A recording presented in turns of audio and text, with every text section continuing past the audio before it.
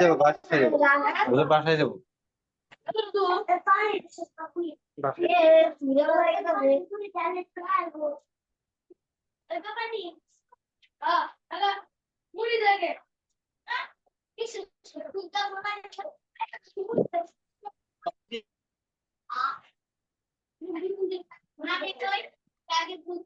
আসসালামু আলাইকুম ওয়া রাহমাতুল্লাহ।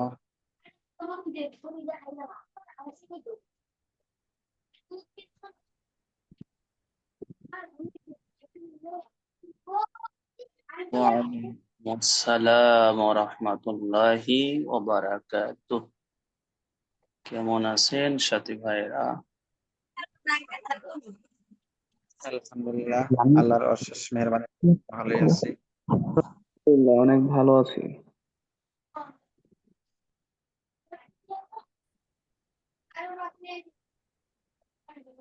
আজকে সাথী ভাই অনেক কম দেখতেছি, ধীরে ধীরে সবাই চলে যাচ্ছে না মাহরুম হচ্ছে, কিছু বুঝতে পারছি না। ক্লাস শুরু হলে আবার আসবে না, এখন তো ক্লাস শুরু হয় নাই, কেবলমাত্র লিঙ্ক দিছে। হুম।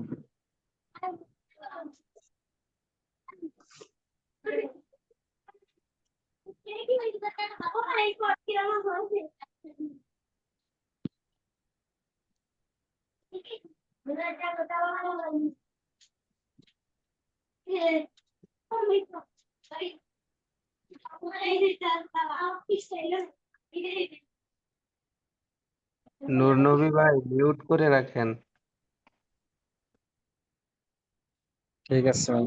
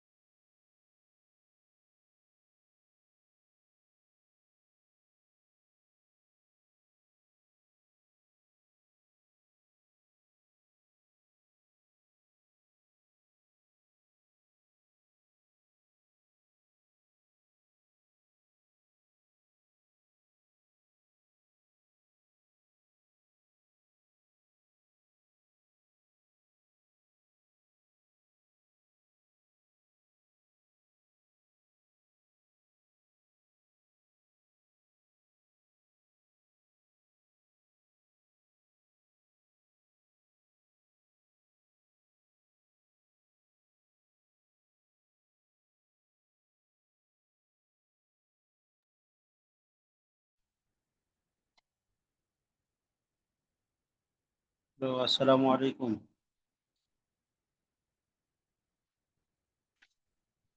ওয়ালাইকুম আসসালাম রহমতুল্লাহ। রহমতুল্লাহি ওয়া বারাকাতুহু।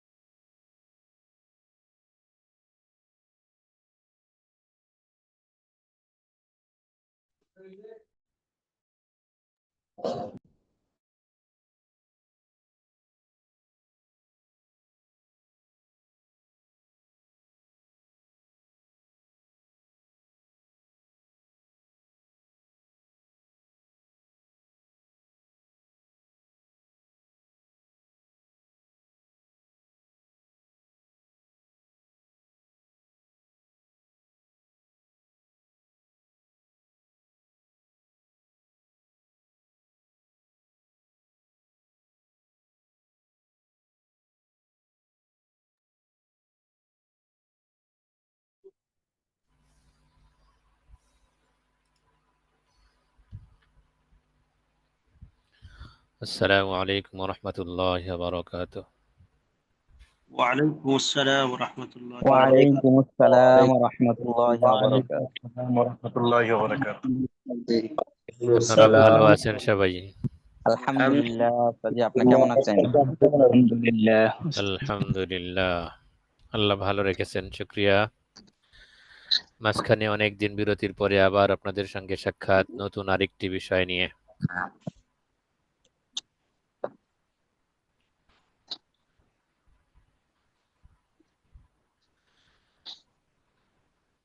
বিষয়টা অবশ্য লিখে দেয়া হয়েছে, সবাই দেখেছেন আশা করি। আমাদের নতুন কিতাব শুরু হতে যাচ্ছে উসুলুল ইফতা। তো কিতাব শুরু হওয়ার আগে ভূমিকা স্বরূপ স্বাভাবিকভাবেই আমরা কিতাবের লেখক, মুসান্নিফ বা গ্রন্থকারের জীবনী সম্পর্কে একটু ধারণা নিয়ে নিই। এরপর ইনশাআল্লাহ আগামীকাল থেকে আমরা মূল কিতাবে চলে যাব।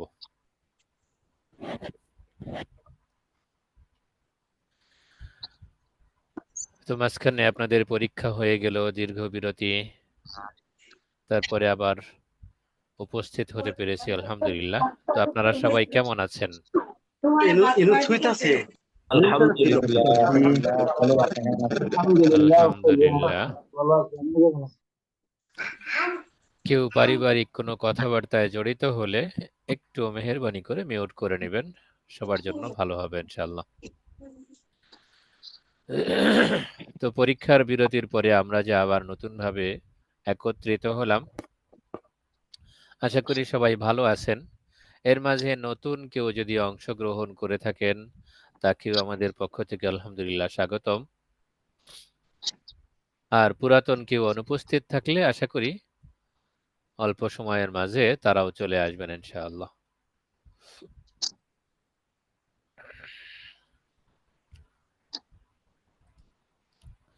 তো আমাদের আজকের আলোচনা উসুলুল ইফতা গ্রন্থকারের সংক্ষিপ্ত জীবনী। লেখক সম্পর্কে কম বেশি আপনাদের সবারই ধারণা আছে।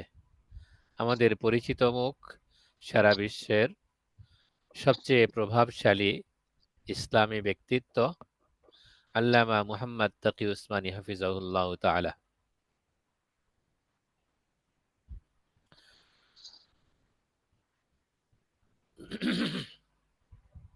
ক্যামেরাটা ডিস্টার্ব করতে পারে, আপনারা সবাই আওয়াজ শুনতে পাচ্ছেন তো? জি উস্তাদ, জি। আলহামদুলিল্লাহ শুনতে পাচ্ছি। আচ্ছা, শুক্রিয়া।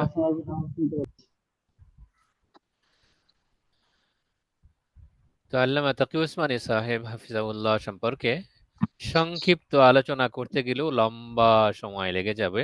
আমরা এত লম্বা সময়ে হয়তো বা যাব না। প্রাথমিকভাবে যে বিষয়গুলো স্বাভাবিকভাবে যে কোনো লেখকের ক্ষেত্রে লাগে, প্রয়োজন পড়ে, সেটা আপনাদের অধিকাংশেরই জানা আছে। প্রথমত লেখকের নাম, তার জন্ম তারিখ, যদি মৃত্যুবরণ করে থাকেন তার মৃত্যু তারিখ, সঙ্গে সঙ্গে তার পিতামাতা, তার শৈশব, প্রাথমিক পড়ালেখা, কর্মজীবন, সর্বশেষ তার ইন্তেকাল পর্যন্ত গিয়ে পৌঁছানো যায়। তো আমরা সেই হিসেবে একদম প্রাথমিক অবস্থান থেকেই আস্তে আস্তে সামনে আগানোর চেষ্টা করি, দেখি। তো আল্লামা মুহাম্মদ তাকি উসমানী হাফিজাহুল্লাহ তাআলা এর জন্ম 3 অক্টোবর 1943 সনে। 3 অক্টোবর 1943 সনে। তিনি একজন পাকিস্তানি বিচারক, কুরআন হাদিস, ইসলামী আইন, ইসলামী অর্থনীতি এবং তুলনামূলক ধর্মতত্ত্বের একজন নেতৃস্থানীয় পণ্ডিত ব্যক্তি। তাকে শুধু পাকিস্তানি বিচারক বা পাকিস্তানি আলেম বললে ভুল হবে। এখন তিনি আন্তর্জাতিক মানের, বলা যায় সবচেয়ে গ্রহণযোগ্য ব্যক্তিত্ব।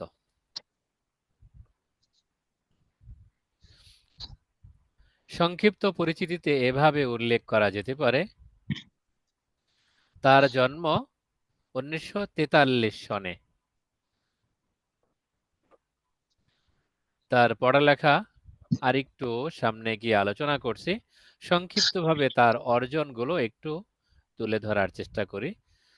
তিনি 1977 থেকে 1981 সন পর্যন্ত ইসলামী আদর্শ পরিষদের সদস্য। 1981 সন থেকে 82 সন পর্যন্ত ফেডারেল শরীয়ত কোর্ট পাকিস্তানের বিচারক এবং 1982 সন থেকে 2002 সন পর্যন্ত পাকিস্তান সুপ্রিম কোর্টের শরীয়ত আপিল বিভাগের বিচারক ছিলেন।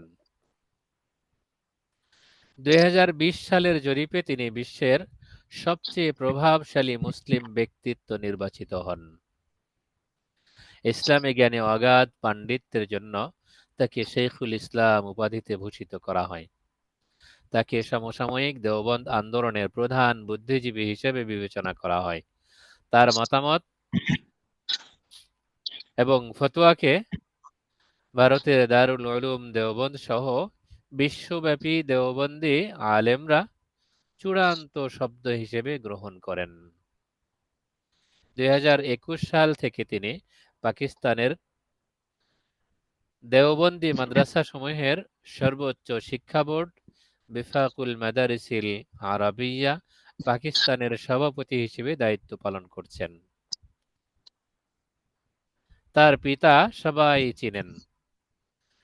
তার পিতার নাম আল্লামা মুহাম্মদ শফি উসমানী। আমরা উসমানী শব্দটা আল্লামা তাকি উসমানী সাহেব সম্পর্কেই বেশি জানি। আসলে উসমানী তাদের বংশের সঙ্গে সম্পৃক্ত। পিতার নাম আল্লামা মুফতি মুহাম্মদ শফি উসমানী। তিনি ছিলেন দারুল উলুম দেওবন্দের প্রধান মুফতি, যিনি দেশভাগের পর 1948 সনে সপরিবারে পাকিস্তানে চলে যান। আল্লামা তাকি উসমানী হাফিজাহুল্লাহ দারুল উলুম করাচি বিশ্ববিদ্যালয় এবং পাঞ্জাব বিশ্ববিদ্যালয়ে পড়াশোনা করেছেন। 1960 সন থেকে দারুল উলুম করাচিতে শিক্ষকতা শুরু করেন। বর্তমানে তিনি দারুল উলুম করাচির সভাপতি। তিনি 1967 সন থেকে উর্দু সাময়িকী আল বালাগ এবং 76 সন থেকে ইংরেজি সাময়িকী আল বালাগ আন্তর্জাতিক সম্পাদনা করছেন। ইসলামী আইনের ব্যাখ্যা ও প্রয়োগের ক্ষেত্রে তিনি একজন কর্তৃপক্ষ হিসেবে বিবেচিত হন। তিনি ওআইসির সংগঠন আন্তর্জাতিক ইসলামী ফিকহ একাডেমির স্থায়ী সদস্য এবং সাবেক সহ-সভাপতি এবং মক্কায় অবস্থিত বিশ্ব মুসলিম লীগের সদস্য। 17 বছর বয়সে রচিত ইসলাম ও যুক্তির নিরিখে জন্ম নিয়ন্ত্রণ তার প্রথম গ্রন্থ। আরবি, ইংরেজি ও উর্দুতে তিনি বিভিন্ন বিষয়ে 143টি বইয়ের লেখক। ইসলামী অর্থনীতিতে অবদানের জন্য তিনি সর্বাধিক পরিচিত, যাতে তিনি পাকিস্তান এবং বিদেশে অর্থ ও ব্যাংকিং শিল্পকে ইসলামীকরণের জন্য অগ্রণী প্রচেষ্টা চালিয়েছেন। 1998 সালে তার রচিত ইসলামী অর্থায়নের ভূমিকাকে এক্ষেত্রে গুরুত্বপূর্ণ মনে করা হয়। ইসলামী অর্থনীতিতে তার ব্যাপক কাজের ফলে তাকে ইসলামী উন্নয়ন ব্যাংকের বাহরাইন ভিত্তিক ইসলামী আর্থিক প্রতিষ্ঠানের জন্য অ্যাকাউন্টিং এবং অডিটিং সংস্থার সভাপতি হিসেবে নিয়োগ দেওয়া হয়।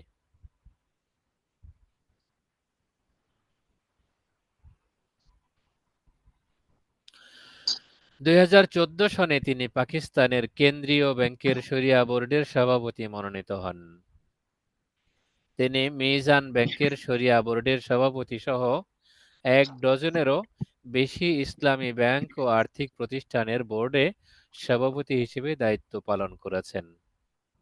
ইসলামী অর্থনীতিতে অবদানের স্বীকৃতি স্বরূপ 2014 সালে তিনি ইসলামী উন্নয়ন ব্যাংক পুরস্কার লাভ করেন।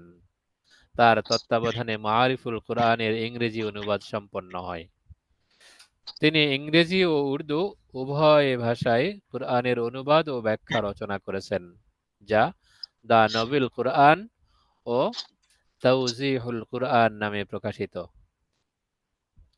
উলুমুল কুরআন সহ কুরআন অধ্যয়নে এগুলো তার প্রধান অবদান। ফিকহ শাস্ত্রে তার বিখ্যাত কাজের মধ্যে ফাতাওয়া উসমানী বর্তমান 5 খণ্ড, ফিকহুল বুয়ু 3 খণ্ড, ফিকহি মাকালাত 6 খণ্ড, ইসলাম ও আধুনিক অর্থনৈতিক সমস্যা, বুহুস ফি কাজায়া ফিকহিয়া মুআসারা এগুলো অন্যতম। 6 খণ্ডে সমাপ্ত সহিহ মুসলিমের ব্যাখ্যা গ্রন্থ তাকমিলাতু ফাতহিল মুলহিম তার সর্বশ্রেষ্ঠ রচনা। তার তত্ত্বাবধানে হাদিস বিশ্বকোষ আল মুদাওয়ানাতুল জামিয়া সংকলিত হয়েছে। হাদিস শাস্ত্রে তার অন্যান্য কাজের মাঝে রয়েছে ইনআমুল বারি, দরসে তিরমিজি, হাদিসের প্রামাণ্যতা ইত্যাদি। জনসেবায় অবদান রাখায় 2019 সালে তাকে পাকিস্তানের বেসামরিক পুরস্কার সিতারা-ই-ইমতিয়াজ প্রদান করা হয়। 2010 সালে জর্ডানের রাজা দ্বিতীয় আবদুল্লাহ তাকে অর্ডার অফ ইন্ডিপেন্ডেন্সে ভূষিত করেন। 2022 সনে তিনি আমেরিকান আন্তর্জাতিক আস্তিক বিশ্ববিদ্যালয় থেকে সম্মানজনক ডক্টর অফ লেটার্স পান। এটা তার জীবনের সংক্ষিপ্ত একটা অংশ।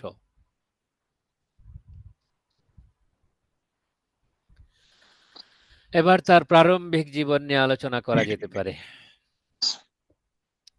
আল্লামা তাকি উসমানী হাফিজাহুল্লাহ 1943 সনের 3 অক্টোবর মোতাবেক 1352 হিজরি সনের 5ই শাওয়াল বর্তমান ভারতের সাহারনপুর জেলার দেওবন্দের উসমানী পরিবারে জন্মগ্রহণ করেন।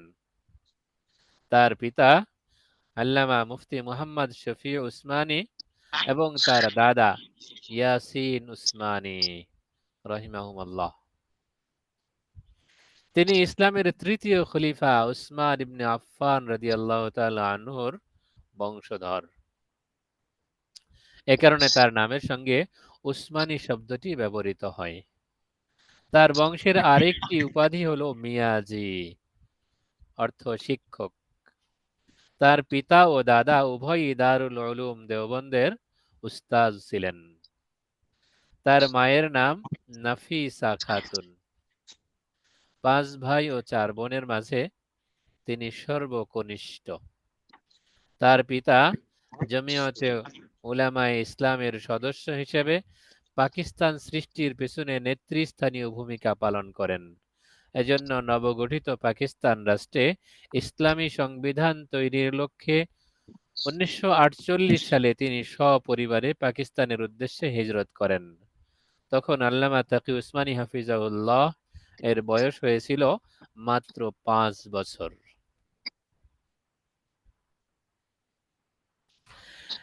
পহেলা মে দেওবন্দ থেকে যাত্রা শুরু করে তারা 6 মে করাচিতে পৌঁছেন। দেওবন্দ থাকা অবস্থায় ফুফু আম্মাতুল হান্নানের পারিবারিক মক্তবে তার শিক্ষা জীবনের সূচনা হয়। পাকিস্তানের করাচিতে হিজরত করার পর শিক্ষা লাভের জন্য বাড়ির কাছে কোনো মাদ্রাসা না থাকায় পরিবারেই তার প্রাথমিক শিক্ষার হাতেখড়ি হয়েছিল। উর্দু ভাষার প্রথম কিতাব হিসেবে মায়ের কাছে তিনি বেহেশতে জিওর ও সিরাতে খাতামুল আম্বিয়া পড়েছেন। পিতার কাছে ফার্সি ভাষার জ্ঞান লাভ করেন। পরবর্তীতে তার পিতা দারুল উলুম করাচি প্রতিষ্ঠা করলে সেখানেই ভর্তি হন। কিছুদিন উর্দু ও ফার্সি অধ্যয়নের পর 1372 হিজরির 5 শাওয়াল তিনি দরসে নিজামী বিভাগে অধ্যয়ন শুরু করেন। তখন তার বয়স হয়েছিল 8 বছর। 1959 সালে মাদ্রাসার সর্বকালের সর্বোচ্চ ফলাফল লাভ করে তিনি দরসে নিজামের সর্বোচ্চ শ্রেণী দাওরায়ে হাদিস সমাপ্ত করেন। এরপর তিনি তার পিতার তত্ত্বাবধানে ফিকহ শাস্ত্রে দক্ষতা অর্জন করেন। 1961 সালে তিনি দারুল উলুম করাচি থেকে ফিকহ শাস্ত্রে উচ্চতর ডিগ্রি লাভ করেন। 1964 সালে করাচি বিশ্ববিদ্যালয় থেকে তিনি অর্থনীতি ও রাজনীতিতে স্নাতক এবং 67 সালে আইন শাস্ত্রে স্নাতক ডিগ্রি লাভ করেন। 1970 সালে পাঞ্জাব বিশ্ববিদ্যালয় থেকে তিনি আরবি ভাষা ও সাহিত্যে স্নাতকোত্তর ডিগ্রি লাভ করেন। এছাড়া ইংরেজি সাহিত্যেও তিনি পারদর্শিতা অর্জন করেছেন। তার শিক্ষকদের মাঝে সর্বাধিক উল্লেখযোগ্য হলেন তার পিতা আল্লামা মুফতি মুহাম্মদ শফি উসমানী রহিমাহুল্লাহ, যিনি পাকিস্তানের প্রধান মুফতি ছিলেন। তার সহিহ বুখারীর শিক্ষক হলেন মুফতি রশিদ আহমদ রহিমাহুল্লাহ। তার অন্যান্য শিক্ষকদের মাঝে রয়েছেন আল্লামা ওয়ালি হাসান টঙ্কি, আল্লামা সলিমুল্লাহ খান, আকবর আলী, মুহাম্মদ রিয়াতুল্লাহ, সাহবান মাহমুদ, শামসুল হক প্রমুখ রহিমাহুল্লাহ। এছাড়াও তিনি ইদ্রিস কান্দলভি রহমতুল্লাহ আলাই, রশিদ আহমদ লুধিয়ানবী রহমতুল্লাহ আলাই এবং আল্লামা জাকারিয়া কান্দলভি রহমতুল্লাহ আলাইয়ের নিকট থেকে হাদিস বর্ণনার অনুমতি পেয়েছেন। আত্মশুদ্ধি অর্জনে তিনি হাকিমুল উম্মত আশরাফ আলী থানভী রহমতুল্লাহ আলাইয়ের খলিফা আব্দুল হাই আরিফি রহিমাহুল্লাহর সঙ্গে আধ্যাত্মিক সম্পর্ক গড়ে তোলেন। মৃত্যুর 10 দিন আগে আরিফি রহিমাহুল্লাহ তাকে খিলাফত প্রদান করেন। তার মৃত্যুর পর তিনি থানভী রহমতুল্লাহ আলাইয়ের আরেক খলিফা মসিহুল্লাহ খান রহিমাহুল্লাহর শরণাপন্ন হন।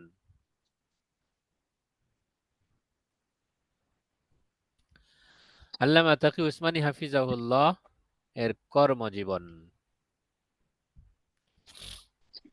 তিনি 1977 থেকে 81 সাল পর্যন্ত পাকিস্তানের সাংবিধানিক উপদেষ্টা সংস্থা ইসলামী আদর্শ পরিষদের সদস্য ছিলেন।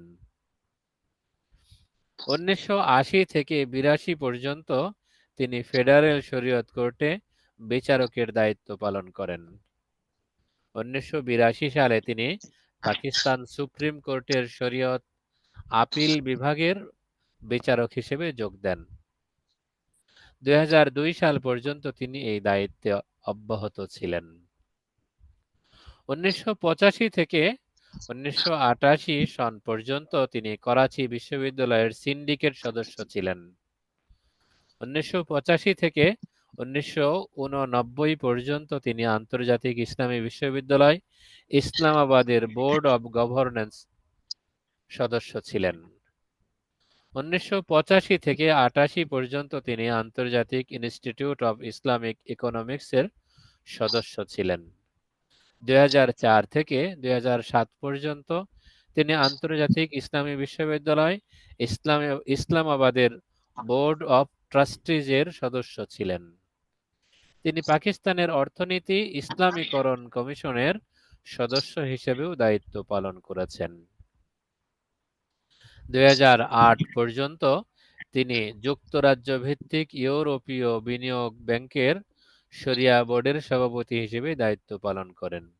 এছাড়াও তিনি যে সকল ইসলামী ব্যাংক ও আর্থিক প্রতিষ্ঠানের শরিয়া বোর্ডের সভাপতির দায়িত্ব পালন করেছেন তার মধ্যে রয়েছে নিউ ইয়র্ক ভিত্তিক Dow Jones Islamic index, Jeddah ভিত্তিক সৌদি আমেরিকান ব্যাংক, যুক্তরাজ্য ভিত্তিক Islamic house of Britain PLC, Dubai ভিত্তিক HSBC Amana finance, Dubai bank, Abu Dhabi Islamic bank, Luxembourg ভিত্তিক Robert Fleming Oasis fund, Bahrain ভিত্তিক city Islamic investment bank, Switzerland ভিত্তিক Swiss Re Takaful, Pakistan ভিত্তিক bank ইসলামী, পাক Kuwait Takaful, Pak Qatar Takaful, JS investment Islamic fund, JS Islamic pension savings fund. তিনি যে সকল ইসলামী bank ও আর্থিক প্রতিষ্ঠানের শরিয়া বোর্ডের সদস্য ছিলেন তার মধ্যে রয়েছে বাহরাইন ভিত্তিক এবিসি ইনভেস্টমেন্ট ব্যাংক, যুক্তরাজ্য এবং মার্কিন যুক্তরাষ্ট্রে ইউনাইটেড ব্যাংক অব কুয়েতের ইসলামী ইউনিট, সৌদি আরব ভিত্তিক আল বারাকা গ্রুপ, পাকিস্তান ভিত্তিক bank of Khyber, Faisal bank limited.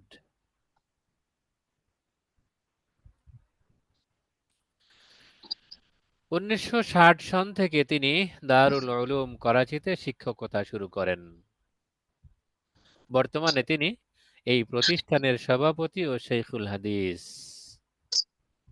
তিনি ইসলামী উন্নয়ন ব্যাংকের বাহরাইন ভিত্তিক ইসলামী আর্থিক প্রতিষ্ঠানের জন্য অ্যাকাউন্টিং এবং অডিটিং সংস্থার চেয়ারম্যান হিসেবে দায়িত্ব পালন করেছেন। 2014 সনে তিনি পাকিস্তানের কেন্দ্রীয় ব্যাংকের শরিয়া বোর্ডের সভাপতি হিসেবে নিয়োগ পান। আব্দুর রাজ্জাক ইস্কান্দারের মৃত্যুর পর 2021 সালের 15 জুন তিনি পাকিস্তানের দেওবন্দি মাদ্রাসা সমূহের সর্বোচ্চ শিক্ষা বোর্ড বিফাকুল মাদারিসিল আরাবিয়া পাকিস্তানের সভাপতির দায়িত্ব পান। তিনি ওআইসির অঙ্গ সংগঠন আন্তর্জাতিক ইসলামী ফিকহ একাডেমির স্থায়ী সদস্য ও সাবেক সহ সভাপতি এবং মক্কায় অবস্থিত বিশ্ব মুসলিম লীগের সদস্য। তিনি রয়্যাল আল বাইত ইনস্টিটিউট অব ইসলামিক টথের ফেলো। 1991 থেকে তিনি সেন্টার ফর ইসলামিক ইকোনমিক্স পাকিস্তানের সভাপতি। তিনি Arif Habib investment Pakistan international Islamic fund, Bahrain ভিত্তিক আর ক্যাপিটা ইনভেস্টমেন্ট ফান্ড এবং মিজান ব্যাংকের শরিয়া বোর্ডের সভাপতি। এছাড়াও তিনি জেদ্দা ভিত্তিক ইসলামী উন্নয়ন ব্যাংকের ইউনিফাইড শরিয়া বোর্ড এবং মার্কিন যুক্তরাষ্ট্রের গাইডেন্স ফাইন্যান্সিয়াল গ্রুপের শরিয়া বোর্ডের সদস্য। আপনারা সাথে আছেন তো? ইনশাআল্লাহ। ইনশাআল্লাহ। আচ্ছা, উস্তাদ শুকরিয়া। জি আলহামদুলিল্লাহ। জি জি স্কুলে ইফতার বই বাংলা বইটা ধরছি, কিন্তু আপনি যে বলতেছেন এত লেখা তো নাই, পাইতেছি না। আসলে উসুলি ইফতা বাংলা কোনো বই তো আমার সামনে নেই। আমি তার জীবনী নিয়ে একটু লম্বা চওড়া আলোচনায় সামনে আসছিলাম। এটা অনেক হুম, তথ্যবহুল উস- আলোচনা, ভালো উসুলি লাগতেছে শুনতে। ইফতায় উসুলি ইফতায় আপনাদের বাংলা কোনটা যেন সাথে নিয়েছেন বলতে পারি না। আমরা মূল কিতাব ধরে ইনশাল্লাহ কিতাবটা সামনে নিয়েই সামনে চলবো। মাওলানা এখন লেখক মুফতি এখন উসমানী লেখকের জীবনী রহমতুল্লাহ। নিয়ে কিছুটা আলোচনা চলছে। আমরা আগে থেকে যেগুলো জানি আলহামদুলিল্লাহ সেগুলো তো সামনে আছেই। অতিরিক্ত আরো কিছু যদি এখান থেকে পাওয়া যায়। সেই জন্য তো আল্লামা তাকি উসমানী হাফিজাহুল্লাহ এর ওস্তাদ সাহিত্য জি, ওই কর্ম। আপনাদের আজকে যে ক্লাসটা করান, ওই পৃষ্ঠাটা যদি ড্যাশবোর্ডে আমরা দেখতে পারতাম তাহলে অনেক ভালো হতো। এটা একটু কঠিন কাজ। আমি আসলেও কি বলবো,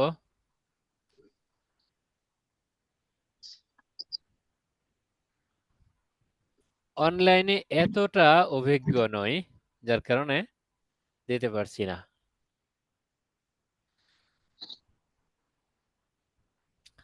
আচ্ছা, আল্লামা তাকি উসমানী হাফিজাহুল্লাহর সাহিত্য কর্ম।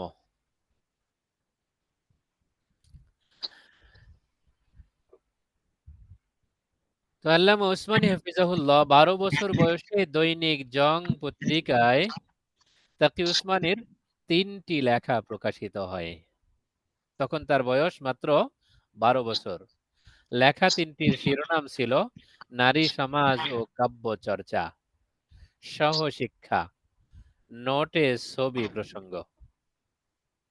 তার পিতা আল্লামা মুফতি মোহাম্মদ শফি উসমানী হাফিজাহুল্লাহ রহিমাহুল্লাহ রমজান মাসে তাহাজ্জুদের জামাত সম্পর্কিত একটি ফতোয়া প্রদানের জন্য তাকে তথ্য উপাত্ত জমা করার দায়িত্ব দেন।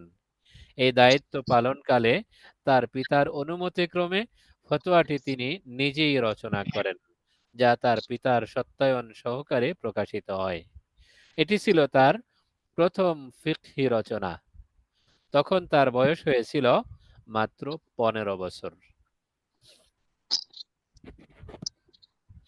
ইমদাদুল ফাতাওয়ার নতুন সংস্করণ প্রকাশ উপলক্ষে তার পিতার নির্দেশে তিনি 1959 সালে কিতাবের লেখক হাকিমুল উম্মত মাওলানা আশরাফ আলী থানভী রহমতুল্লাহ আলাইহি এর একটি সংক্ষিপ্ত জীবনী রচনা করেন। এটি ছিল কিতাবে মুদ্রিত তার প্রথম রচনা। 17 বছর বয়সে তিনি পাকিস্তানের সামরিক শাসক আইয়ুব খানের শাসনামলে প্রচারিত জন্ম নিয়ন্ত্রণ ও পরিবার পরিকল্পনা নিয়ে ইসলাম ও যুক্তির নিরিখে জন্ম নিয়ন্ত্রণ রচনা করেন। এটি তার রচিত প্রথম গ্রন্থ। এ সময় তিনি আরবি সাহিত্যের একটি ভূমিকাও সংকলন করেন, যা তিনি করাচিতে আবুল হাসান আলী হাসানি নদভী রহিমাহুল্লাহকে দেখিয়ে আনার পথে হারিয়ে যায়।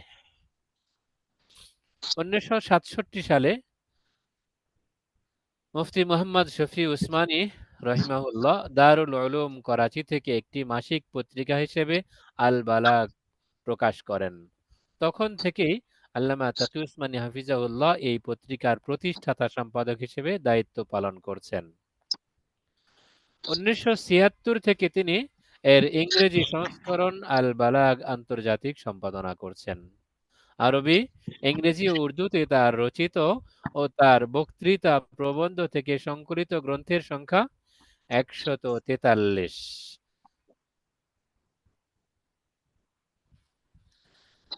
যার মাঝে আছে তাফসিরে তাওজিহুল কুরআন। এটারই ইংরেজি version the noble Quran meaning with explanatory notes. উলুমুল কুরআন, হাদিস শাস্ত্রে তার রচিত তাকমিলাতু ফাতহিল মুলহিম, দরসে তিরমিজি, তাকরিরে তিরমিজি, ইনআমুল বারি, হাদিসের প্রামাণ্যতা, আল মুদাওয়ানাতুল জামিআ। ফিকহ শাস্ত্রে তার রচিত কিতাব আমাদের আলোচ্য বিষয় উসুলুল ইফতাহ, ফতোয়া উসমানী, ফিকহি মাকালাত, বুহুস ফি কাজায়া ফিকহিয়া মুআসারা, ফিকহুল বুয়ু, মাযহাব কি ও কেন, যেটাকে উর্দুতে তিনি নাম দিয়েছেন তাকলিদ কি শরঈ হাইসিয়ত। ইসলাম ও যুক্তির নিরিখে জন্ম নিয়ন্ত্রণ, যেটা তার উর্দু লেখা জব্ত বিলাদত আকলি और शरई हैसियत से। ইসলামী অর্থনীতি সম্পর্কে তার রচিত গ্রন্থাবলী ইসলামী ব্যাংকিং ও অর্থায়ন পদ্ধতি, ইসলাম ও আধুনিক অর্থনৈতিক সমস্যা, যেটা তার উর্দু নাম ইসলাম और জাদিদ মাআশি মাসাইল, ইসলাম এবং আধুনিক অর্থনীতি ও ব্যবসায় নীতি, ইসলাম और জাদিদ মাইশাত ও তিজারত, সুদ নিষিদ্ধ, পাকিস্তান সুপ্রিম কোর্টের ঐতিহাসিক রায়, সুদবিহীন ব্যাংকিং, যেটা উর্দু গায়রে সুদি ব্যাংকারি, ইসলামী রাজনীতি সম্পর্কে তার রচিত ইসলাম ও আধুনিক রাজনীতি, ইসলাম और सियासी नजरियात, इस्लाम और राजनीति, इस्लाम और सियासत हाजिरा, इस इतिहासेर काठगड़ाয় हजरत मुआविया রাদিয়াল্লাহু তাআলা আনহু, হযরত মুআবিয়া और তারিখি হাকায়েক। এছাড়া অন্যান্য বিষয়ের মাঝে তার রচিত গ্রন্থাবলী আছে ইসলাম ও আধুনিকতা, কাদিয়ানি ফিতনা और मिल्लत इस्लामिया का मौकिफ ইত্যাদি।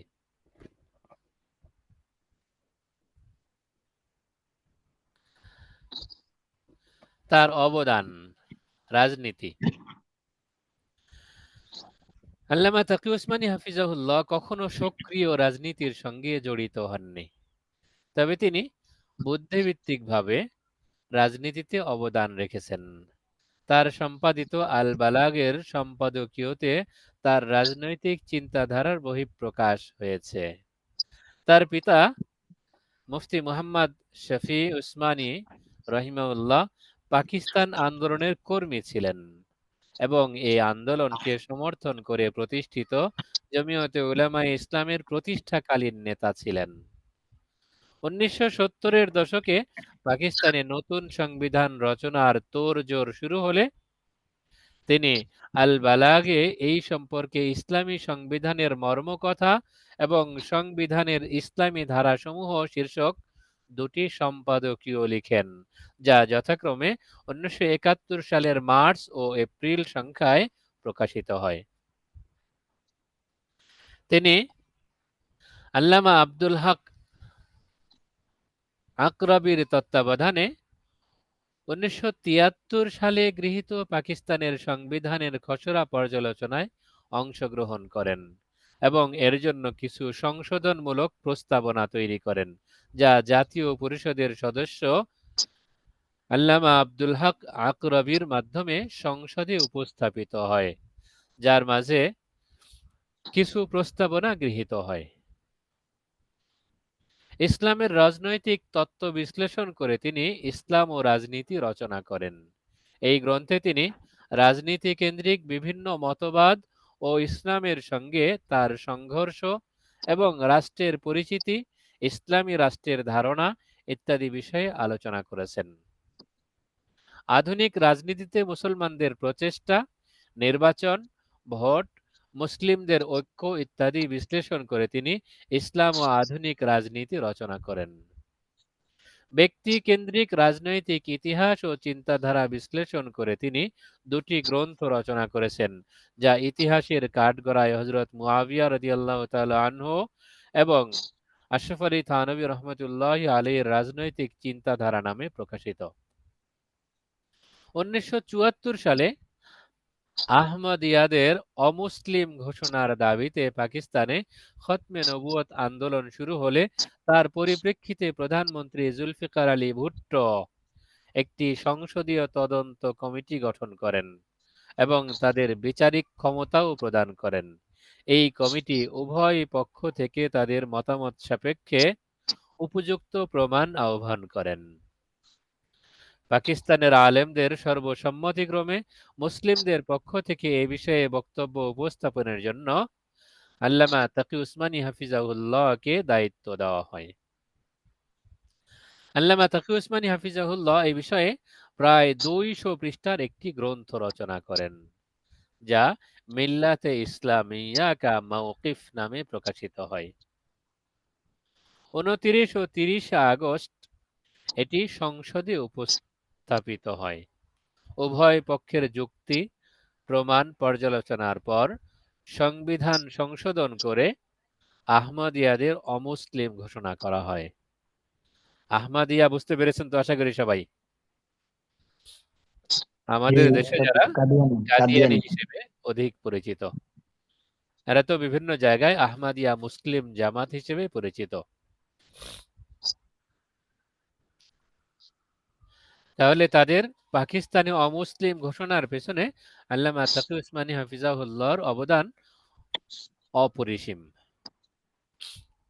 2019 সালে ভারতের হিন্দুত্ববাদী বিজেপি সরকার 370 ধারা বিলুপ্ত করে কাশ্মীরের স্বায়ত্ত শাসন বাতিল করলে আল্লামা তাকি উসমানী হাফিজাহুল্লাহ আরব ও মুসলিম বিশ্বকে কাশ্মীর জনগণের পাশে দাঁড়ানোর আহ্বান জানান।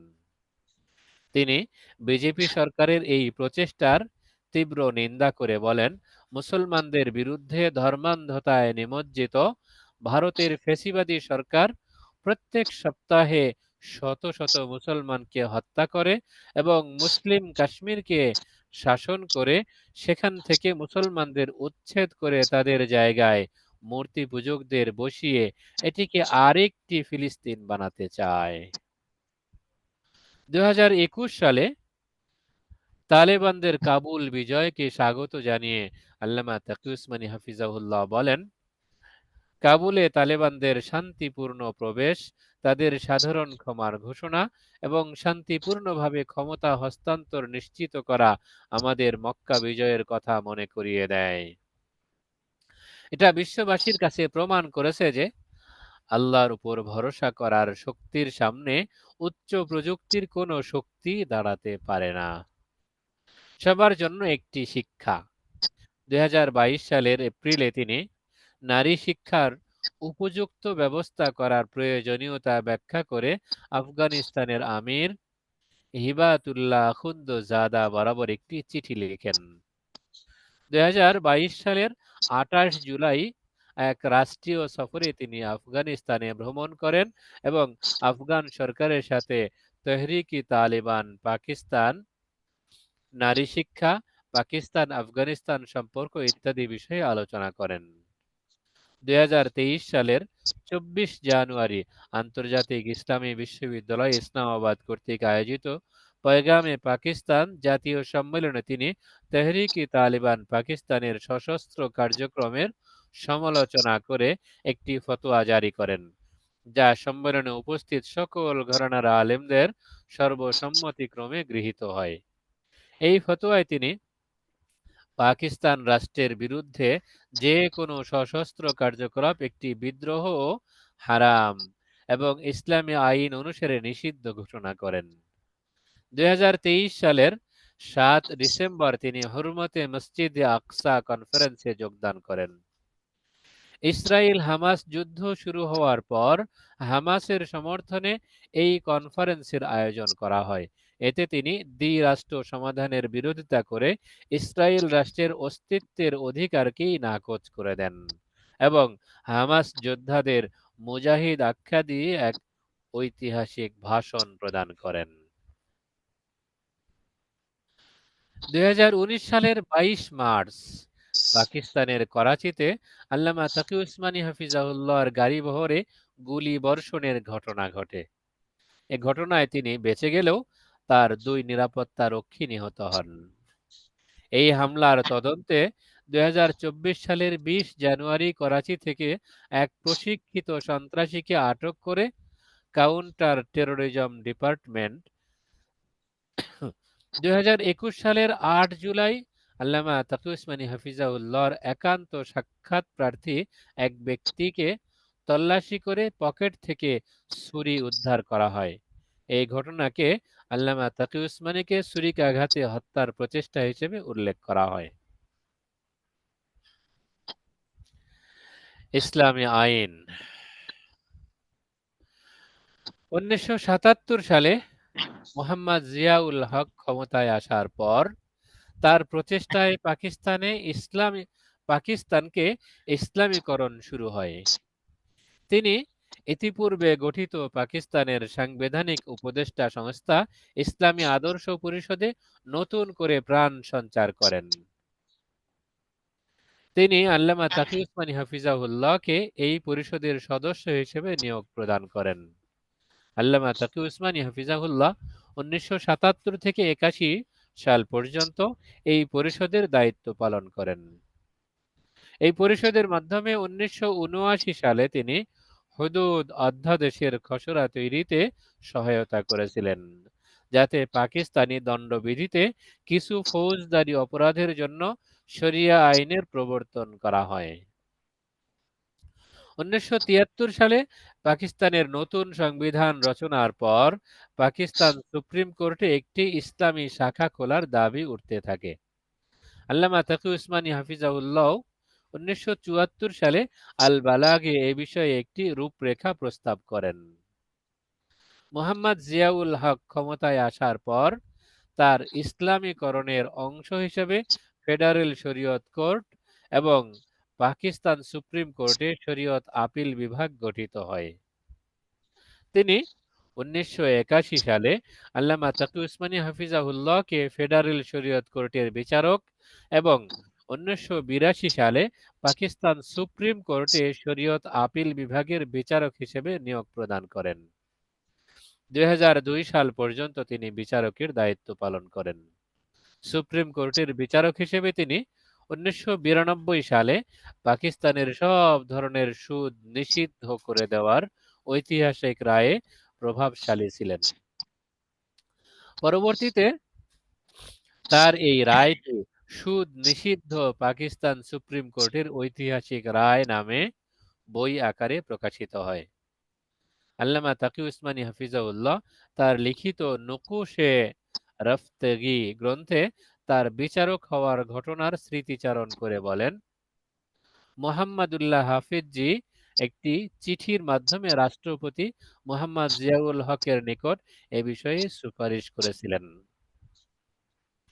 মোহাম্মদুল্লাহ হাফিজজিকে চিনেছেন আপনারা? জি, বাংলাদেশের যিনি হাফিজ নামে পরিচিত। আমাদের হাফিজ দেশের হুজুর রহমতুল্লাহ আলাই। হাফিজজি হুজুর রহমতুল্লাহ আলাই একটি চিঠির মাধ্যমে পাকিস্তানের রাষ্ট্রপতি মোহাম্মদ জিয়াউল হকের কাছে এই বিষয়ে সুপারিশ করেছিলেন। ইসলামী অর্থনীতি ইসলামী অর্থনীতিতে অবদানের জন্য তিনি সর্বাধিক পরিচিত, যাতে তিনি পাকিস্তান এবং বিদেশে অর্থ ও ব্যাংকিং শিল্পকে ইসলামীকরণের জন্য অগ্রণী প্রচেষ্টা চালিয়েছেন। তিনি 1 ডজনেরও বেশি আর্থিক প্রতিষ্ঠানের সঙ্গে সম্পৃক্ত ছিলেন। 1998 সালে তার রচিত ইসলামী ব্যাংকিং ও অর্থায়ন পদ্ধতিকে এক্ষেত্রে গুরুত্বপূর্ণ মনে করা হয়। এটি আর্থিক প্রতিষ্ঠান দ্বারা ব্যবহৃত অর্থায়নের বিভিন্ন উপকরণ সহ ইসলামী অর্থনীতির মৌলিক নীতিগুলো ব্যাখ্যা করার চেষ্টা করে। 1998 সালে তিনি হার্ভার্ড বিশ্ববিদ্যালয়ে ইসলামী অর্থনীতির উপর লেকচার দেওয়ার জন্য আমন্ত্রিত হন। একই বছর তিনি ভূমি অধিগ্রহণের সীমা নির্ধারণ করে আনা সরকারের ভূমি সংস্কারকে অন-ইসলামিক ঘোষণা করে রায় প্রদান করেন। তার মতে শরিয়া আইন বৈধ মালিকানার কোনো সীমাবদ্ধ রাখেনি। এটি যে কোনো ব্যক্তিকে বৈধ উপায়ে অর্জিত অনির্দিষ্ট সংখ্যক জমি এবং সম্পত্তির মালিক হতে বাধা দেয় না। ইসলামী আল্লামা তাকি উসমানী হাফিজাহুল্লাহ ইসলামী অর্থনীতির শেষ লক্ষ্যকে ন্যায়ভিত্তিক এবং সুদমুক্ত একটি ব্যবস্থা তৈরির হিসেবে কল্পনা করেছেন।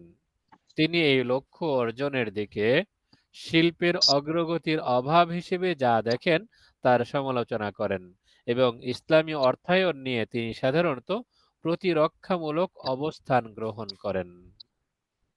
তার বই সুদবিহীন ব্যাংকিং হলো ইসলামী অর্থায়নের সমালোচনা করে জারি করা বিভিন্ন আলেমদের আইনি রায়ের প্রতিক্রিয়া। 2008 সালে তিনি 8 খণ্ডে ইসলাম ও আধুনিক অর্থনৈতিক সমস্যা প্রকাশ করেন। খণ্ড অনুসারে এই গ্রন্থের আলোচ্য বিষয় যথাক্রমে পুঁজিবাদ, সমাজতন্ত্র ও ইসলাম। পুঁজিবাদ, সমাজতন্ত্র ও ইসলাম, ইসলামের ভূমি ব্যবস্থাপনা, ইসলামী ব্যাংকিং রূপরেখা ও প্রয়োজনীয়তা, ক্রয় বিক্রয়ের ইসলামী পদ্ধতি, ইসলামের দৃষ্টিতে ক্রয় বিক্রয়ের আধুনিক পদ্ধতি, আধুনিক কিছু ব্যবসা ও তার শরঈ বিধান, ইসলামের দৃষ্টিতে সুদ ও তার প্রতিকার, ব্যবসা ও লেনদেনের ইসলামী বিধান। 2001 সালে ইসলাম এবং আধুনিক অর্থনীতি ও ব্যবসায় নীতি নামে তার আরেকটি গ্রন্থ প্রকাশিত হয়, যা মূলত এ বিষয়ে তার প্রদত্ত একটি কোর্সের সংকলন। 2004 সালে তিনি আধুনিক ব্যবসায়িক পদ্ধতি ও প্রকারের আধুনিক পরিভাষাগুলোকে 4 মাযহাবের প্রচলিত ফিকহি পাঠ্য এবং উদাহরণের আলোকে ব্যাখ্যা করে ফিকহুল বুয়ু নামে 2 খণ্ডের একটি বিশ্বকোষ রচনা করেন। 2020 সালের 20 এপ্রিল একটি মামলার রায় প্রদানে পাকিস্তান সুপ্রিম কোর্ট যাকাত ও বাইতুল মাল বিষয়ে তার মতামত জানতে চাইলে তিনি দেশের বাস্তবতার ভিত্তিতে বিদ্যমান যাকাত ব্যবস্থাকে সংস্কার করার পরামর্শ দেন। তিনি বলেন, সরকারি পর্যায়ে যাকাত পরিচালনার জন্য একটি অত্যন্ত শক্তিশালী এবং সুসংগঠিত ব্যবস্থার প্রয়োজন ছিল, যা বর্তমানে নেই।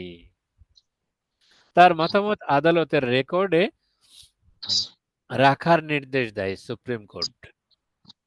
4 মে প্রধান বিচারপতি গুলজার আহমদ 5 বিচারপতির বেঞ্চের নেতৃত্বে থাকাকালীন আল্লামা তাকি উসমানী হাফিজাহুল্লাহকে যাকাতের বিষয়ে তার মতামতের জন্য ধন্যবাদ জানিয়ে একটি পর্যবেক্ষণ দিয়েছিলেন যে এই ধরনের মতামত পড়া হয়েছে এবং এই নির্দেশনার জন্য যথেষ্ট উপাদান পাওয়া গেছে।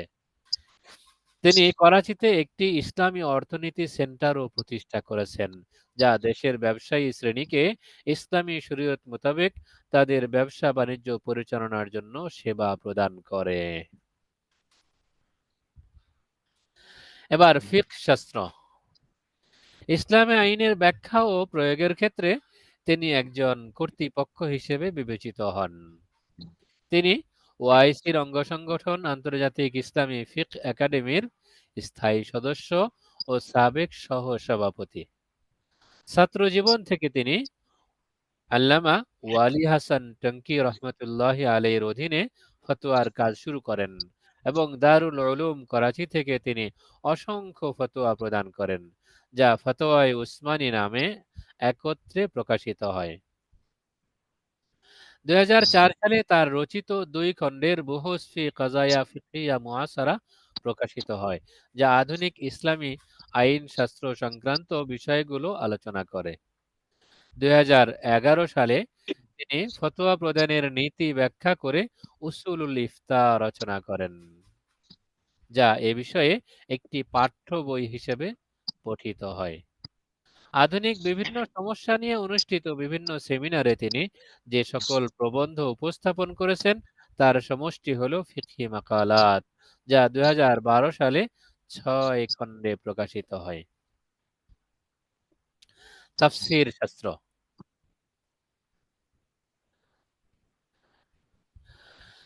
আল্লামা তাকি উসমানী হাফিজাহুল্লাহ তার পিতা মুফতি মুহাম্মদ শফি রহিমাহুল্লাহ রচিত বিখ্যাত তাফসীর গ্রন্থ তাফসীরে মারিফুল কোরআনের সংকলনে কিছুটা অংশগ্রহণ করেন।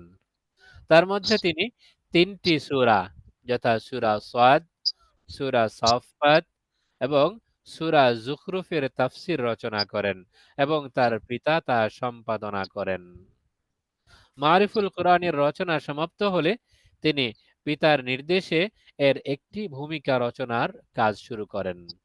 তার এই ভূমিকাটি কলেবরে বৃহৎ হওয়ায় তা উলুমুল কুরআন নামে একটি স্বতন্ত্র বই আকারে প্রকাশিত হয় এবং এর একটি সংক্ষিপ্ত সংস্করণ মারিফুল কোরআনের ভূমিকা হিসেবে অন্তর্ভুক্ত করা হয়। পরবর্তীতে তার তত্ত্বাবধানে মারিফুল কোরআনের ইংরেজি অনুবাদ সম্পন্ন হয়। এই কাজ সম্পন্ন করতে তিনি ইংরেজি ভাষায় কোরআন অনুবাদ করেন এবং সংক্ষিপ্ত ব্যাখ্যাও জুড়ে দেন, যা the Nobel Quran meaning with explanatory notes নামে 2007 সালে 2 খণ্ডে প্রকাশিত হয়। উর্দু ভাষায় প্রচলিত কোরআনের বিভিন্ন অনুবাদ পর্যালোচনা করে তিনি উর্দু ভাষায় একটি অনুবাদ ও ব্যাখ্যা রচনায় হাত দেন, যা আসান তরজমায়ে কুরআন নামে 3 খণ্ডে প্রকাশিত হয়। হাদিস শাস্ত্র।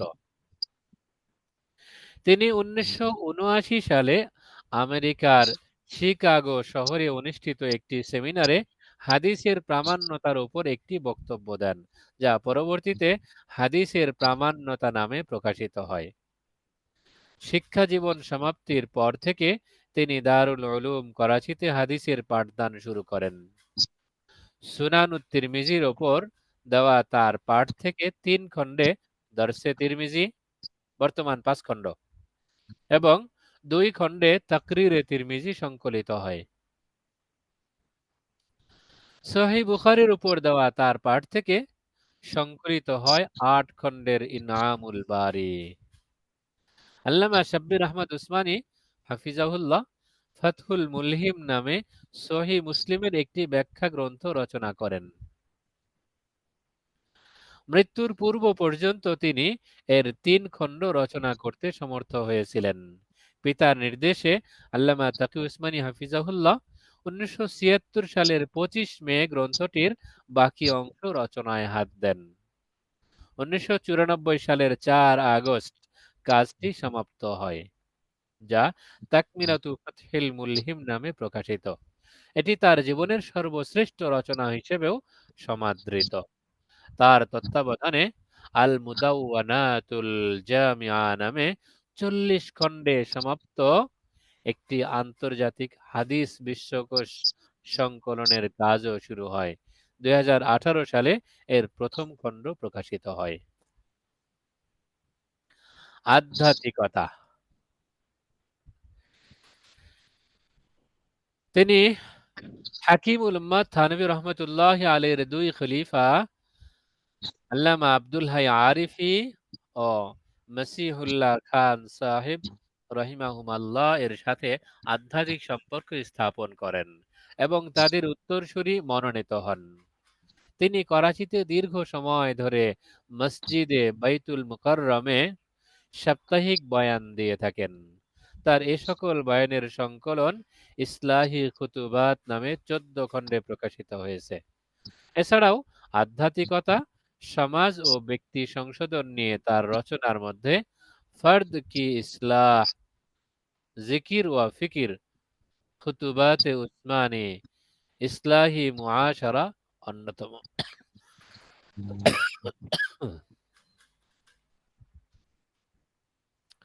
বিশ্ব ভ্রমণ।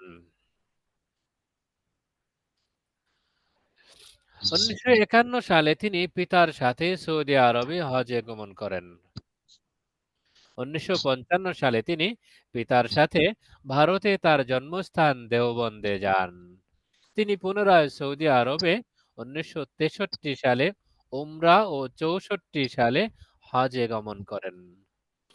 পরবর্তীতে তিনি বিভিন্ন দেশে দাওয়াতি সফর করেছেন। এ সকল সফরে তিনি প্রত্যেক দেশের রাজনীতি, অর্থনীতি, শিক্ষা, সাহিত্য, সংস্কৃতি খুব নিকট থেকে পর্যবেক্ষণ করেন এবং ভ্রমণ বৃত্তান্তে তার আলোকপাত করেন। তার এসব ভ্রমণ কাহিনী প্রথমে আল বালাগে প্রকাশিত হতো। তার ভ্রমণ কাহিনী নিয়ে রচিত প্রথম গ্রন্থ জাহানে দিদা। এতে ইরাক, মিশর, সৌদি আরব, জর্ডান, সিরিয়া, তুরস্ক, সিঙ্গাপুর, ইন্দোনেশিয়া, বাংলাদেশ, কাতার, চীন, মার্কিন যুক্তরাষ্ট্র, গ্রেট ব্রিটেন, ভারত, কানাডা, দক্ষিণ আফ্রিকা, ফ্রান্সের ভ্রমণ বৃত্তান্ত স্থান পেয়েছে। দুনিয়া মেরে আগে তার দ্বিতীয় ভ্রমণ কাহিনী। এতে স্পেন, ব্রুনাই, তুরস্ক। পশ্চিমের দেশ দক্ষিণ Africa, Japan, Australia, Malaysia, Germany, Norway, Sweden, Finland এবং অন্যান্য দেশের ভ্রমণ বৃত্তান্ত স্থান পেয়েছে। সফর দর সফর তার ভ্রমণ কাহিনীর তৃতীয় সংকলন। এতে স্থান পেয়েছে Syria, Iran, Kyrgyzstan, Tajikistan, Albania, Russia, Japan, New Zealand, Netherlands, Irelands এবং ভারতের ভ্রমণ কাহিনী। স্বীকৃতি ও সম্মাননা। 2012 সালে তিনি সংযুক্ত আরব আমিরাতের প্রধানমন্ত্রী ও দুবাইয়ের শাসক মোহাম্মদ বিন রশিদ আল-মাকতুম প্রদত্ত আমির মোহাম্মদ বিন রশিদ আল মাকতুম পুরস্কার লাভ করেন। 2010 সালে জর্ডানের রাজা দ্বিতীয় আবদুল্লাহ তাকে অর্ডার অফ ইন্ডিপেন্ডেন্সে ভূষিত করেন। 2011 সালে উপসাগরীয় আর্থিক শিল্পের অন্যতম প্রধান পুরস্কার Islamic business and finance awards দুবাইয়ে অনুষ্ঠিত ষষ্ঠ আসরে তাকে আজীবন সম্মাননা প্রদান করা হয়। একই বছর তিনি জর্ডানের রাজা দ্বিতীয় আবদুল্লাহ পুরস্কার লাভ করেন।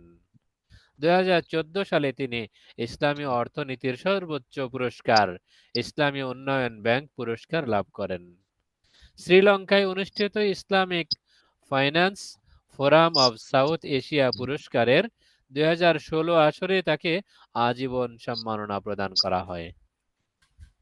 2017 সালে তাকে পাকিস্তানের COMS ATS বিশ্ববিদ্যালয় প্রদত্ত ইসলামিক ফাইন্যান্স এক্সিলেন্স অ্যাওয়ার্ডসে আজীবন সম্মাননা প্রদান করা হয়। 2019 সালে the royal Islamic strategic studies centre প্রকাশিত বিশ্বের সবচেয়ে প্রভাবশালী 500 জন মুসলিম 2020-এ তিনি প্রথম স্থান অধিকার করেন। জনসেবায় অবদান রাখায় 2019 সালে তাকে পাকিস্তানের তৃতীয় সর্বোচ্চ বেসামরিক পুরস্কার সিতারা-ই-ইমতিয়াজ প্রদান করা হয়। 2022 সালে তিনি আমেরিকান আন্তর্জাতিক আস্তিক বিশ্ববিদ্যালয় থেকে সম্মানজনক ডক্টর অফ লেটার্স পান।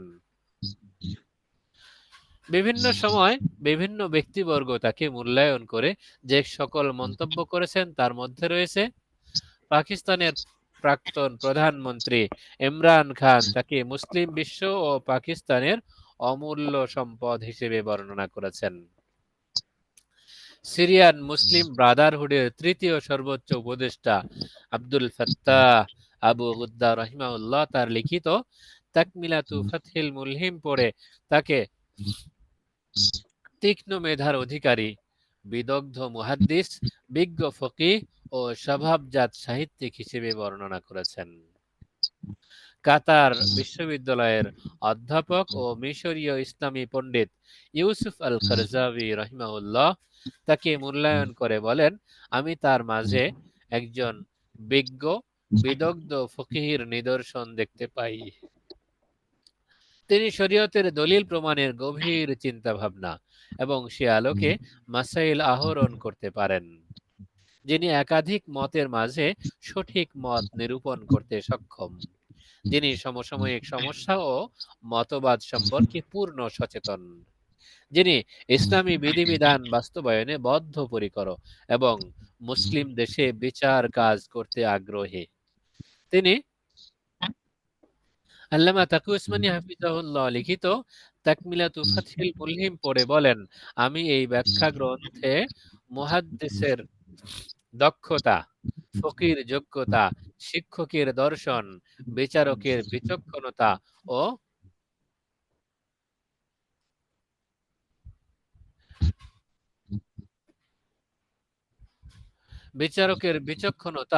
ও সমসাময়িক আলেমের অন্তর্দৃষ্টি ইত্যাদি গুণাবলী একই সঙ্গে বিদ্যমান দেখতে পেয়েছি।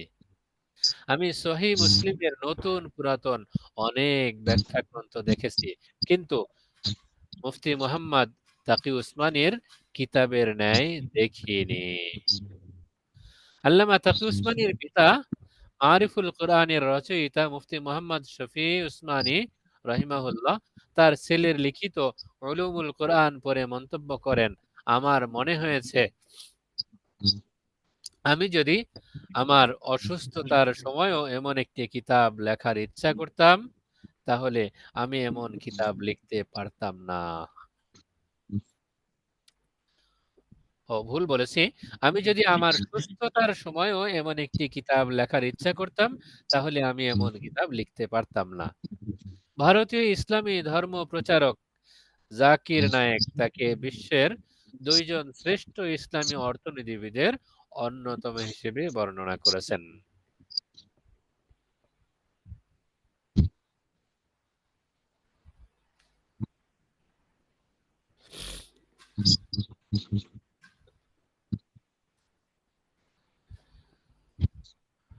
আমাদের সময় আসলে 10:15 পর্যন্ত ছিল, সেটাও পার হয়ে গেছে। তো আজকে এ পর্যন্ত ইনশাআল্লাহ। সুযোগ হলে সামনে আরো কোনো বিষয় নিয়ে আলোচনা করা যাবে।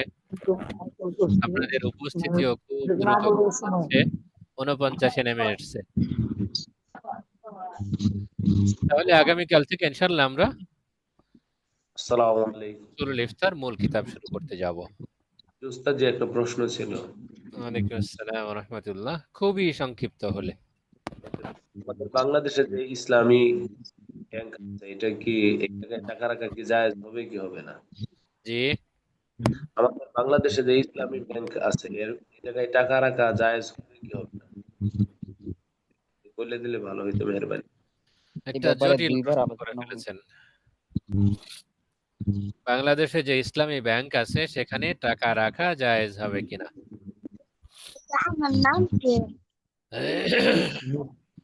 আসলে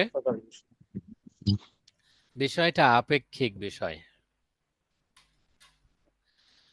আমাদের দেশের ফুকাহায়ে কেরামের বলা যায় সম্মিলিত অভিমত হলো আমাদের দেশে শতভাগ সুদমুক্ত কোনো ব্যাংক নেই। পাকিস্তানে যেমন শতভাগ সুদমুক্ত ব্যাংক আছে, আমাদের দেশে এখনো শতভাগ সুদমুক্ত কোনো ব্যাংক গড়ে ওঠেনি। অতএব জরুরত ছাড়া শুধু টাকা জমা রাখার জন্য অথবা ব্যাংকে রেখে মুনাফা ভোগের উদ্দেশ্যে কোনো ব্যাংকে অ্যাকাউন্ট খোলাই জায়েজ নেই। যদি জরুরত থাকে, বাড়িতে বাসায় কোথাও টাকা রাখলে ডাকাতের ভয় আছে, আনুষঙ্গিক আরও কিছু বিষয় আছে, নিরাপত্তার প্রয়োজন, সেই উদ্দেশ্যে কেউ যদি টাকা সঞ্চয়ের উদ্দেশ্যে ব্যাংকে অ্যাকাউন্ট করে, এটা জায়েজ। এক্ষেত্রেও ফুকাহায়ে কেরাম পরামর্শ দিয়েছেন যদি কেউ টাকা সঞ্চয় করতে চায় তাহলে ব্যাংকে অ্যাকাউন্টের ধরন দুইটি,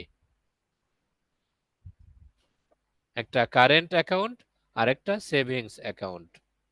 সেভিংস অ্যাকাউন্ট না করে কারেন্ট অ্যাকাউন্ট করার পরামর্শ দিয়েছেন। জরুরত ছাড়া অ্যাকাউন্ট করার অনুমতি নেই, আর জরুরত থাকলেও তখন সেভিংস অ্যাকাউন্টে না গিয়ে কারেন্ট অ্যাকাউন্টের কথা বলা হয়েছে। একান্ত যদি কারেন্ট অ্যাকাউন্টে সম্ভব না হয় তখন জরুরতের প্রেক্ষিতে সেভিংস অ্যাকাউন্টও করার অনুমতি আছে, সেটা ইসলামী ব্যাংক হোক অথবা ভিন্ন কোনো ব্যাংক হোক। তবে হ্যাঁ, ইসলামী ব্যাংক যেহেতু দীর্ঘদিন পর্যন্ত উলামায়ে কেরাম এবং ইসলামী অর্থনীতি পছন্দ করেন এমন ব্যক্তিদের আন্দোলনের প্রেক্ষিতে অনেকটা এগিয়ে গেছেন। বাংলাদেশের কেন্দ্রীয় ব্যাংককে সুদ দিতে হয়, সেখান থেকে সুদ নিতেও হয়। এজন্য ইসলামী ব্যাংক শতভাগ সুদমুক্ত নয়। যেহেতু তারা অনেকটা এগিয়ে গেছেন, সেই হিসেবে ভালোর সহযোগিতায় সেখানে অ্যাকাউন্ট করা যেতে পারে যদি জরুরত হয়। মন্দের ভালো হিসাবে অন্য ব্যাংকের তুলনায় ইসলামী ব্যাংকে অ্যাকাউন্ট করাটা ভালো হতে পারে। ঠিক আছে ইনশাআল্লাহ, সবাই ভালো আসসালামু থাকবেন। আলাইকুম। ওয়ালাইকুম আসসালাম। আসসালামু আলাইকুম। জি আব্দুল খালেক সাহেব। হুজুর, এই যে আমরা আমলের সময় অথবা ফজরের ফরজ নামাজ পড়ার পরে আয়াতুল কুরসি তেলাওয়াত করি, তো জি বিসমিল্লাহ বলাটা কতটুকু একটু যদি জানার জন্য আর কি। বুঝিনি বিসমিল্লাহ বলাটা বলতে। মানে ফজরের নামাজের পরে আয়াতুল কুরসির আমল করা হয় অথবা জি অন্যান্য সময় তেলাওয়াতের সময় এর শুরুতে বিসমিল্লাহ বলাটা কি? আয়াতুল কুরসিও যেহেতু কোরআনুল কারীমের একটি আয়াত, নির্দিষ্ট আয়াত, সেই হিসেবে তার শুরুতে বিসমিল্লাহ পড়া মুস্তাহাব। যদি প্রথম তিলাওয়াত করা হয় জীবনের প্রথম, তাহলে সেখানে ওয়াজিব, এইরকমই সর্বাবস্থায় হওয়ার প্রতিদিন কথা। হ্যাঁ, প্রতিদিন সর্বাবস্থায় আমল। আয়াতের শুরুতে তিলাওয়াত করা কি আয়াতের শুরুতে বিসমিল্লাহ পড়া মুস্তাহাব। আসসালামু আলাইকুম। ওয়ালাইকুম আসসালাম ওয়া রাহমাতুল্লাহ। ওই যে পয়গামে পাকিস্তান যে সেমিনারের কথা আলোচনা করা হয়েছে, ওখানে যে ফতোয়াটার কথা বলা হয়েছে যে পাকিস্তান সরকারের বিরুদ্ধে যে কোনো সশস্ত্র কার্যক্রম এটা হারাম, তো এটা যদি হয় তাহলে আফগানিস্তানেরটাও কি হারাম হয় নাই? কেমন? যদি পাকিস্তান সরকারের বিরুদ্ধে সশস্ত্র জিহাদ করা হারাম হয়ে থাকে, তো আমেরিকান সৈন্য চলে যাওয়ার পরে আফগান সৈন্যদের বিরুদ্ধে যে যুদ্ধ তালিবানরা করেছে এটাও কি হারাম হয় নাই? এখানের বিষয়টা আপেক্ষিক বিষয়। তো আল্লামা তাকি উসমানী হাফিজাহুল্লাহ যেই প্রেক্ষিতে কথাটা বলেছেন, এখানে তেহরিকে তালেবান সম্পর্কে বলা হয়েছে তাদের অবস্থান এখনো আছে, মূলত তাদের দিকে লক্ষ্য করেই এই বিষয়টা বলা। বাকি তেহরিকি তালেবানের আক্রমণের প্রেক্ষিতে ভুল বুঝাবুঝির শিকার হওয়ার কারণে পাকিস্তান সরকারও আফগানিস্তানের উপর হামলা করেছে। জি ওই হামলার জবাবে আফগানিস্তান পাকিস্তানের বিরুদ্ধে আক্রমণ করেছে। এটা জবাবি আক্রমণ, মূলত পাকিস্তানকে নিশ্চিহ্ন করে দেয়া এটা উদ্দেশ্য নয়, বা পাকিস্তানের ভেতরে এসে আক্রমণ এইরকমও নয়।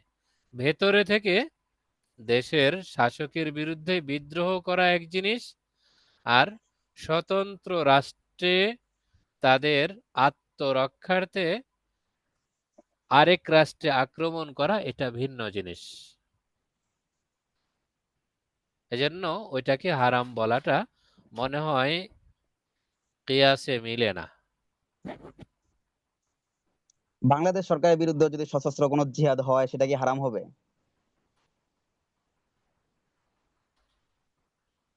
এটা আরো জটিল কথা।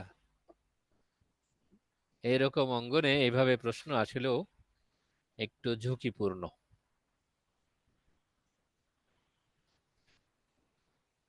আমরা যে প্ল্যাটফর্মে কথোপকথন করছি, জি জি এইরকম প্ল্যাটফর্মে এই সমস্ত কথোপকথন আসলেও ঝুঁকিপূর্ণ। জি এগুলা তো ইউটিউবে চলে আসবে।